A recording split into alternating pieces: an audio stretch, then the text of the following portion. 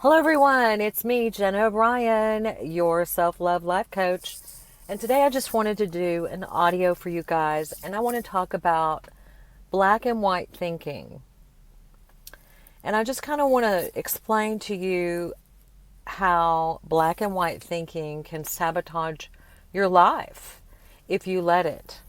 Black and white thinking is a remnant from childhood. A young child growing up, 3 years old or whatever age, between 0 and 7, will have a phase where they're very black and white in their thought processes, all or nothing. And that means, take it or leave it. This is, somebody is either all good, on a pedestal, or they're the devil. They're off the pedestal.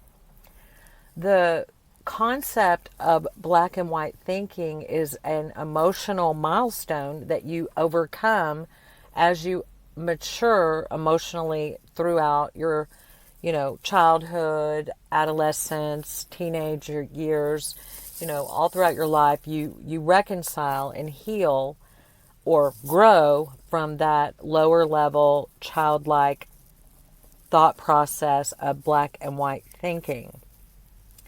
Black and white thinking is a human thought process, and those people who are damaged in their childhood, there are many of us, not all of us. Maybe some of you were blessed to not be damaged at this developmental milestone. If so, then yay you. You shouldn't even be listening to me. You should just be having a great life, okay? But those of us who've had to work on emotional maturity and internal healing and growth and development, like myself, we understand the difference in the experience of having black and white thinking and adjusting your thought processes to be able to see and accept and understand and love shades of gray. And that's what I'm going to talk about here. One of the things that's a hallmark characteristic of narcissist personality disorder, or someone who is steeped in narcissism and can't see outside of themselves, doesn't have empathy, projects all their negative attributes externally. These people have a high tendency, they're cluster B, they have a high tendency to think with black and white thinking. They either love you or hate you.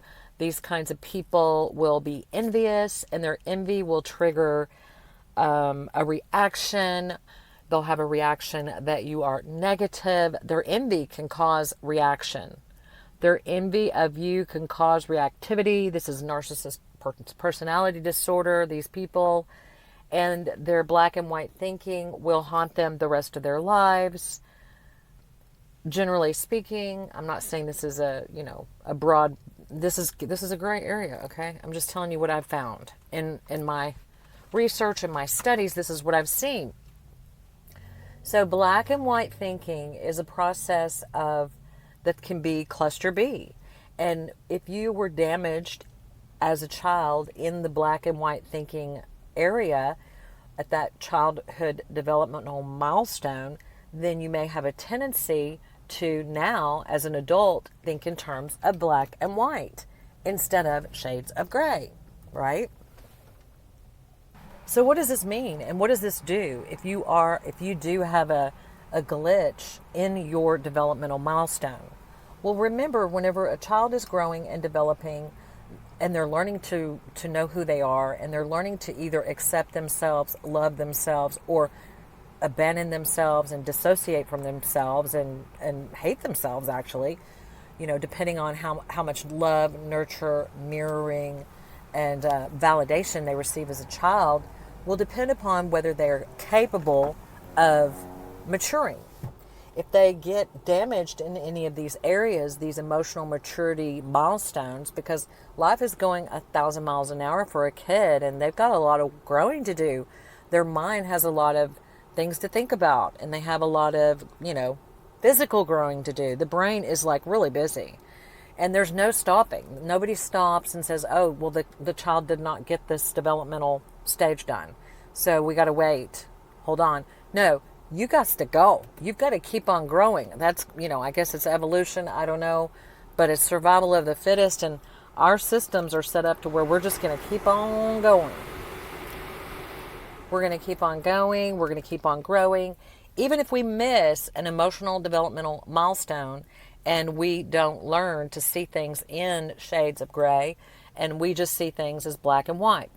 And I think about black and white thinking when I think of a very childlike thinking, where one time my little niece, when she was 3 years old, she had her dollies in a row. She was very meticulous about having her dollies in a row. She was very meticulous, period. And I remember there was something that happened and she couldn't do her dollies, or something happened that made her mad. Maybe her brother grabbed a dolly, who knows.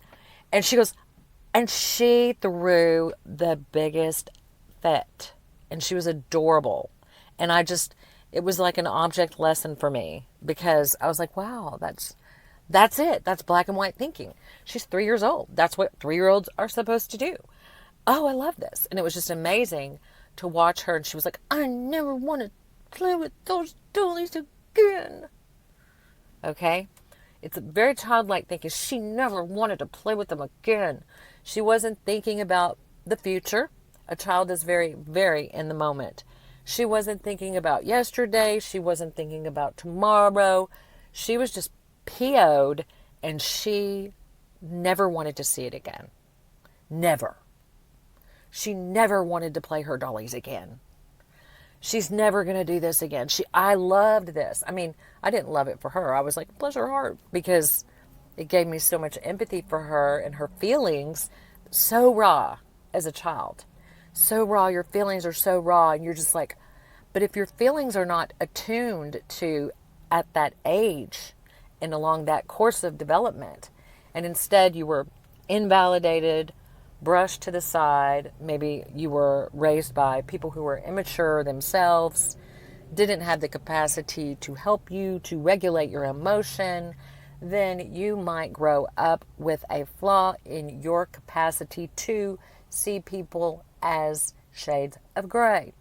And you may get stuck in that child stage.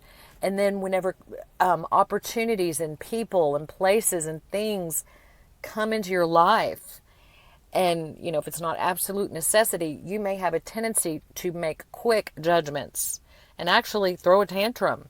You may not throw it externally, but you could throw it internally, or you could do things passive aggressively, or do things that would hurt you. Because an adult thinking like a child is not going to get very far. They're going to have some stunted development. They're going to have some arrested development.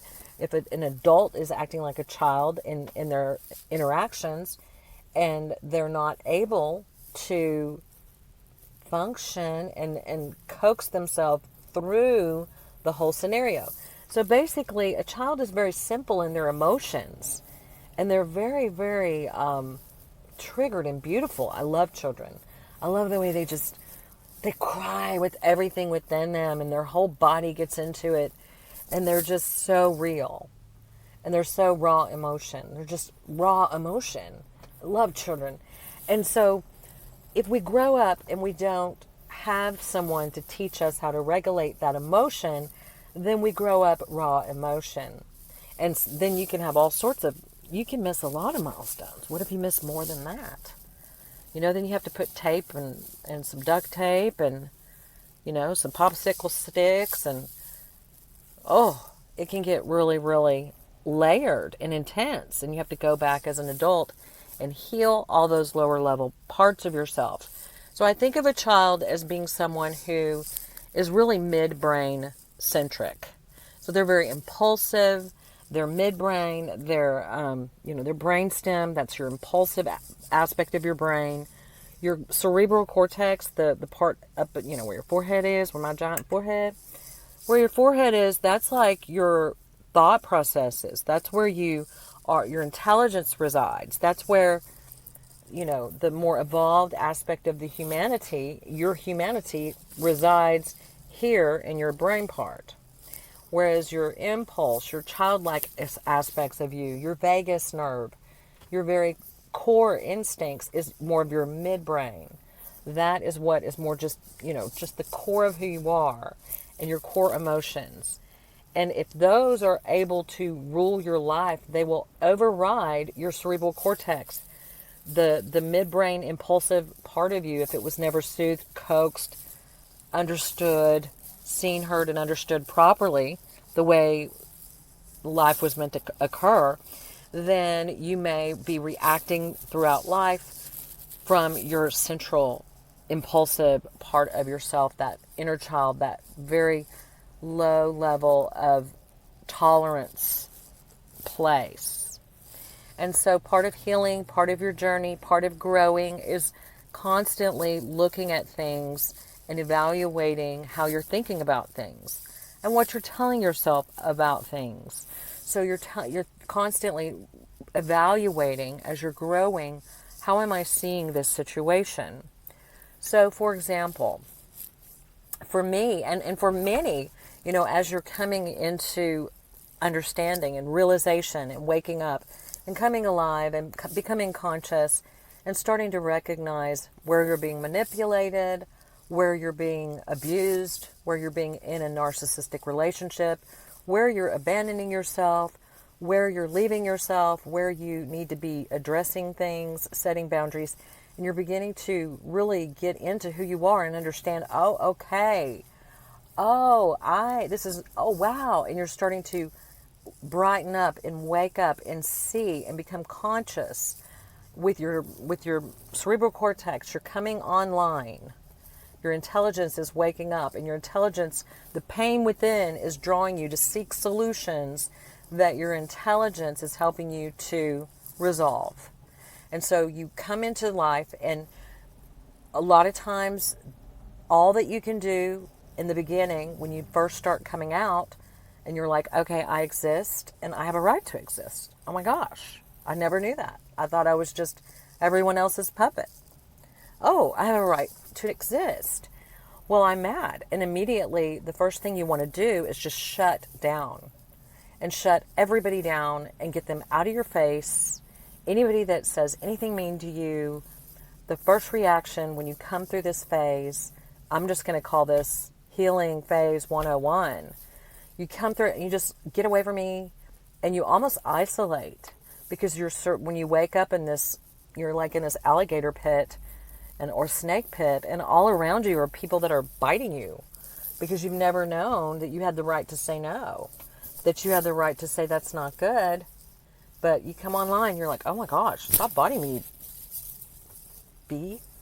Stop. That hurts. Ouch. Get away. And then you start getting strength. And then you start getting stronger. And then part of the strength for me, when I came out of this situation of being a doormat, part of the strength came from me being able to say, screw you. Get away from me. Okay, that was a strong place for me, because I went from not being able to do that whatsoever to growing to a place where I was able to do that liberally. In fact, the pendulum swung all the way to the other side, and I said it to anyone. They even looked at me funny. And I'm sorry, it's just how I felt. It's what I had to do. Once I realized I had this, superpower to protect myself and to get away from the painful people, boy, howdy, did I go overboard. And it's just part of development. And I went through a process of being like, oh man, get away from me. And you want to talk about no contact. Yeah, we're talking no contact. And so then I was like, okay, no contact. And then you become isolated because you've X'd everybody out, because everyone in the world is going to make you upset eventually sometime. There's no such thing as a perfect person. There's no such thing as a perfect relationship. And there's no such thing as perfect feelings, especially whenever your feelings are hardwired. They're live wire. If your feelings are a live wire because you never had them soothed, you never knew how to emotionally soothe yourself, if you never knew how to regulate your own emotions, your emotions are a live wire. And you've got these live wire emotions, and then you find out you have some power, and what you do is just start, being very childlike, but it's okay. It's okay to be childlike as you're growing as an adult. You can actually grow up the 3-year-old side of yourself as a 40-year-old person, 50-year-old person, 60-year-old person, 80-year-old person. Your brain is continually plastic, they have found, according to research that I've heard. Your brain continues to grow and evolve through death, even into old age. So you can do this. And you can grow as an older person. You don't have to stay set in your ways. There's no such thing. You can grow. I mean, you can be set in your ways, but you can choose to step out. And so you go through an immature phase where the pendulum swing, you go from, being nice to everyone and being a doormat. Then you go to as you grow, you go to the opposite direction where you're mean to everyone. Not really mean, but, it's hard for a doormat to ever be really mean. To you, mean is like telling someone no. That feels so mean. But it's really not mean. It's really what you have to do to get by in this world if you want to succeed and become anything and take care of yourself. So then you swing to the other side, and you're at the other side, and you cut people off. And, I think one of the therapists on YouTube talks about the emotional cutoff and whatnot. And I can totally relate with that because personally I've had to do that. It was like a phase I had to go through. And then there's also another phase, which I've been in for a really long time, which is a phase of reconciling the black and the white, reconciling the all and the nothing, reminding myself when I feel the impulse to shut down, when I feel the impulse to isolate, when I feel the impulse to cut contact, when I feel like someone says something, because I'm, of course, very sensitive. I'm still sensitive. We're all sensitive. I don't know if y'all are, but I get sensitive sometimes. And so it's like, with people I care about, it's like this feeling of, she did this, she said this, and so I don't like her. And I don't want to invest in this relationship. And it's like what I had to learn through therapy through the years is that you have to look at the whole relationship. And this is very basic. And if you already know these things, I'm sorry, but this is some things that I had to learn remotely, manually. Like I had to drive a manual stick shift to learn these very basic core aspects of being alive. And so you have to manually say, okay, this person said something that offended me. That doesn't mean they're bad. That doesn't mean I need to run away from them or go away. It doesn't mean I need to never hang out with them again. It could mean a variety of things. It could mean that I need to set a boundary, that I need to, instead of running away, shutting down, isolating, imploding on myself, I need to move and take action and use these feelings that are telling me, okay, I'm not liking what this person just said, to let them know how I feel, to, share with them who I am a little bit more and be a little bit more intimate rather than just hiding and rather than just shutting down, and really just moving through the uncomfort of having to exist, having to be present, even though you're not happy with what this person said about you. So it's like this feeling of, okay, I'm feeling negative emotion because of what this person said. Just because you feel a negative emotion when someone says something doesn't mean you shut down forever. I mean, you could live your life like that, because that Lord knows I have. You could live your life like that and get by. However, it's so much more rich if you are able to really hold someone in your, what is it called? Object constancy. That's part of, the problem with so many people that are not loving themselves, is they are missing that experience of object constancy. And object constancy is where you can keep a person in view, in your heart, in your thoughts, in your mind, and love them with both negative and positive qualities through your own negative and positive emotions. You're able to continue to look at the bigger picture. Now, if you have someone who is 75% abusing you, treating you like crap, those are people you have to use discernment, and it's really granular, and you have to be highly emotionally intelligent to know yourself well enough to know when to shut those people down. You got to shut those people down. You've got to get away from those people. But the kind of relationships I'm talking about are just the normal everyday relationships that are maybe annoying. Maybe you and another person are growing apart. Maybe there's some things that they've said they're doing. Maybe they're jealous. Maybe they're not. Maybe they're, for whatever reason, where you need to hold on to that object constancy, hold on to an experience of loving them despite their flaws, and also hold on to the relationship and hold on to speaking out for yourself in a kind way, in a way that's very beautiful and revealing about who you are, and maybe sharing how things make you feel, which can sometimes be very scary, because intimacy is scary. Because when you have been abused and you did not go through the proper milestones, then you feel really afraid out there. The world is a scary place for a little child living out there with these live wire emotions that can be triggered at any moment. And the easiest coping mechanism so many people have found is to just shut down or get them away or go away. It's just too painful to sit there in it. Or there's all kinds of coping mechanisms that people will find. So object constancy, this is the one of the other important aspects of this is that, overcoming black and white thinking. If you are doing this to other people in your environment, in your relational sphere, then you're also doing this to yourself. And so if you're doing this to yourself, this means you are having regular bouts of self-abandonment.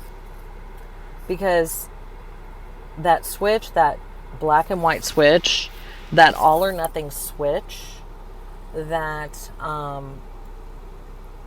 love him, I hate him. I love him, he just did this for me. I hate him, he didn't do anything for me. I love him because of this. I hate him because of this. Or just confusion about who to love and for what reason. You have this you have this flip. So whenever you have this, and if you don't reconcile this, and if you don't massage this, and if you don't use your self-talk tools to self-soothe and to talk it through with yourself, and to use journaling, and to use therapy, and to use all the tools available, self-soothing, meditation, whatever it is that you need to overcome the tendency, the habit, the thought pattern, the thought process, the neural pathways that you built to keep yourself safe, to see things as all or nothing, to protect yourself. If you don't do that and soothe yourself and get yourself to a place where you're not doing that, then you're doing it to yourself. So that whenever you are good and you have a good day and you've done good, you feel good. But the next day, if you wake up and, you have a bad phone call or whatever, the rest of the day, you just feel bad. Black and white. Like one little thing can make you feel bad for the rest of the day. Or you don't hold yourself at that high level of esteem all month long. You might hold yourself at high esteem for one day. The next day, you're not going to get 2 days in a row. No way. You can hold yourself in high esteem in certain circumstances, but not whenever you go, to the grocery store. I don't know. It's different for each of us. You may hold yourself and take care of yourself and be kind to yourself most of the time, but at night you are going to wreck it. You're going to eat. You're going to overeat. You're going to just mindlessly eat. You may hold yourself in high esteem with certain relationships, but whenever it comes to other relationships, you're going to really cave in. But you're not having a constancy. You're not having a no, nobody can always feel good all the time. It's not possible. We are emotional beings that go through a spectrum of feelings. We feel. That's what makes us so awesome. That's the difference between us and the AI. We feel. We have feelings. So don't worry about AI coming and taking over, because an AI can't feel anything. And maybe they will, but as long as they don't, I'm not worried about them, because my feelings are powerful. I love the ability to feel, even though sometimes it's not fun and it's really confusing if you are learning everything backwards. But hey, it's interesting, and I'm not going to complain about my own growth and development and the hard things that I've gone through, because that's what's made me who I am. And I don't like going to the gym and working out either. But if I do, then I get some muscle. And every time I, work a muscle, it gets more lean, and I feel better about myself, and my good endorphins come out. So even though I haven't had the perfect life experiences, and I've had to learn the hard way on so many things, and I've had to figure all this out on my own, even though I've had to do that, I'm not sad about it. I'm not. I feel very blessed to know the things that I know and to grow the way I've grown. But I love it when I find different ideas for maintaining my highest self at all times, or as many times as possible, rather than doing a roller coaster dip where, if I'm in front of clients, then I can present this. But if I'm, wherever else, I'm going to feel bad. Or if I'm doing this, I'm going to do this. I'm talking about a very central, a very steady, a very stable concept of yourself that would come if you had the proper nurturing, the proper feeding, the proper development, the proper needs met as a child. Then you would have that constant. And if you don't have that constant today, it's because of that lack in those childhood development years. And so as an adult, you now are responsible for growing yourself up and being there for yourself.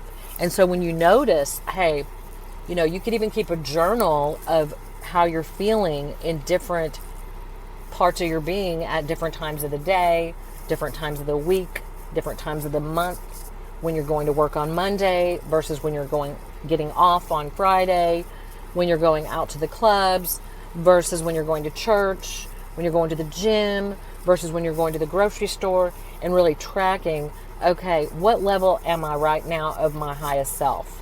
Am I operating in my highest self? And if I'm not, why? What is my highest self? Oh, I don't know. Well, today I really am having a great day and I feel amazing. So I'm going to go ahead and call this phase of me my highest self. And then the next day I'm like, okay, I'm in the pit. I don't know why I'm in the pit. I wonder why. Let's think about it. Did you eat? Did you drink enough water? Because did you know that if you don't drink enough water and if you're not hydrated, it can affect your emotions? If you don't properly nourish your body, it can literally affect your emotions. So you need to ask yourself, what did I do that makes today different than yesterday? Because this is a big difference. And then really just rectifying and getting yourself to the highest level that you can possibly get at all times, surrounding yourself with people that support this higher level view of you. I mean, because you can be around people.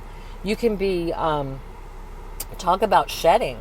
People can slough off on you if they don't have the high level mentality that you're working towards, and you tell them your beauty, the neat things that you're accomplishing and figuring out and discovering in your life, and they're not at your level, then they may poo-poo on your dreams. So you have to be really careful who you share your dreams with, who you share your victories with, because we are very suggestible. We're very connected. And if you have people around you who are not on your side, who are envious, who don't believe in you, and will end up tearing you down, you could be susceptible to being taken off your path. But if you surround yourself with people that believe in you, that believe what you say just because you said it, because you're growing inside and life is opening to you like a flower. That's what life does. It just blooms. And if you are wise enough and discerning enough and open enough and faith, if you have enough faith, God will open everything up around you and things will just start unfolding in your favor. Even in negative situations, things will start unfolding in your favor. And if you do not have people around you that can validate and go, wow, that's so cool. And even if, you're wrong, you just want people around you that are willing to validate your beauty of what you're discovering. And even if you're wrong, it's nobody's place to tell you that you're wrong. It's nobody's place to correct you. I can't stand it when people are like trying to live outside of their bodies and jump in someone else's body and take away their solar plexus and take away their joy, take away their agency, take away their capacity to live their own lives and make their own decisions and make their own mistakes. Ew. That's just, I've learned through the years that you've got to let people be who they are. And if they come to you, you give them their advice if they're asking, if they need it. You give them appropriate advice. You don't go and sweep their floors and, do too much, or you'll end up that'll mess you up too. So you just don't let people do that to you, and you get the people around you that are running at your level, at your energy level, at your psychological development level, at your understanding and clarity level, at your people that are going to feed you like meaty people who have meat, people who have water, people who are nourishing and loving to you, and never putting all your eggs in one basket, because you would be surprised that even, little relationships can feed you. It doesn't have to be like hanging on for dear life, the flood's coming. It could just be like a beautiful little teeny tiny thing that's respectful and honorable, and you're not bowing down, and you're not squishing them, you're not smothering them, and they're not smothering you, and you feel free and beautiful. That is what it's all about, folks.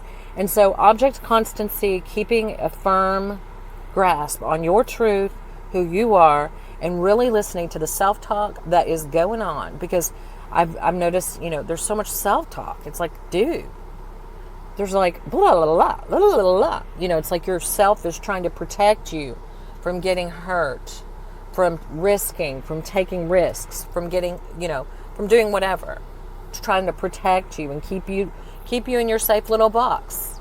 Well, it's beautiful whenever you operate in your truth and go through your path and just keep going and just silence the voices and just turn them down and go, thank you, appreciate your help, but I don't need you right now. One more thing I want to bring up, and that is judgment. So part of that object constancy and the black and white thinking does have a lot to do with judgment. Okay, it has to do with making fast judgments, making quick judgments, making eternal judgments, where you're like judge and jury of everyone in your life and just like snap decisions and you suck. Instead of, hey, you're human, you're flawed, and I'm going to give you the benefit of the doubt, and I'm not going to, I'm not going to dehumanize you or turn you into a thing.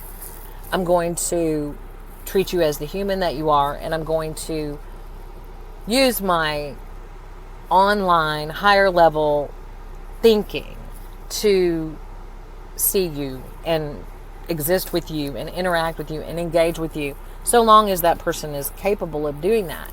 So judgments, making a judgment about others shows that you're also making judgments about yourself. Now, you have to make judgments in this life. It makes our life easier. But I'm talking about in the context of all that I've spoken of, whenever you're making judgments about people, all or nothing judgments, one of the tools in dialectical behavioral therapy is, what is that? It's called New Mind. I think it's called New Mind. And it's like a meditation where everything is new. Everything is fresh. So you don't make those old wise mind. There's wise mind, yes. No, there's something about new mind. You just go into everything fresh and new. So you're not making judgments. Trying not to make judgments to the greatest extent possible. And that will really help to soothe the tendency to go black and white. That might be a good way to label it. It might be a good way to help you understand. Judging yourself, oh, you failed at this, then, it's over for you, buddy. You did this wrong. Oh, no, they treated you like this. Oh, that means this. Constant, just real harsh judgments are very damaging to the psyche and to the soul, and they keep you from loving yourself in a place that you should love yourself. And I can't say that without bringing up, judgment and God and things like that. I'm not talking about, spirituality in a sense of God, because God, is my judge. He judges me, and he's my final judge, and he's judged me clean and pure and beautiful, and he loves me. And so that's not what I'm talking about here. I'm just talking about judging others and hating them and really being full of wrath and resentment. And I'm talking about offensiveness, where everything just really, you're a live wire and everything gets on your nerves. And we've had a lot of trouble with our world, and so everything gets on everyone's nerves. But anyway, hopefully this audio has helped you a little bit today. I wish you guys the best. I thank you so much for listening. I just want to say, please like, subscribe, and share, and turn on your notifications so that you get notified whenever I talk like this, okay? You guys, you know who you are. I love you guys so much, and I thank you so much for being along this journey for over 10 years. And until next time, this is Jenna Ryan, and I will talk to you soon.